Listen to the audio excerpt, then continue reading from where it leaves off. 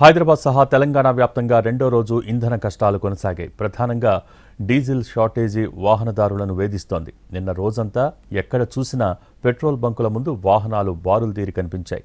రాష్ట్రంలో తగినన్ని నిల్వలు ఉన్నాయని పౌర సరఫరాల శాఖ చెబుతున్నా క్షేత్రస్థాయిలో పరిస్థితి అందుకు భిన్నంగా ఉంది. చాలా చోట్ల నో స్టాక్ బోర్డులు దర్శనమిచ్చాయి. ఉమ్మడి ఖమ్మం, వరంగల్ జిల్లాల వ్యాప్తంగా డీజిల్ అమ్మకాలు దాదాపు నిలిచిపోయాయి. ఫలానా బంకులో డీజిల్ ఉందని సమాచారం వస్తే వాహనదారులు వెంటనే క్యాన్లు చేతపట్టుకుని ఆ దిశగా పరుగులు పెడుతున్నారు. ఒకవైపు మండుతున్న ఎండలు, మరోవైపు పెట్రోల్ కోసం గంటల తరబడి వేచి చూడాల్సి రావడంతో వినియోగదారులు ఉక్కిరిబిక్కిరైపోతున్నారు. ఆటో డ్రైవర్లు బంకుల వద్దే పడిగాపులు పడుతుండగా కార్లు, టిప్పర్లు, లారీలు బంకుల వద్దే నిలిచిపోయున్నాయి. కొన్ని చోట్ల వాహనాలు రోడ్లపైకి రావడంతో ట్రాఫిక్ ఇబ్బందులు తలెత్తాయి.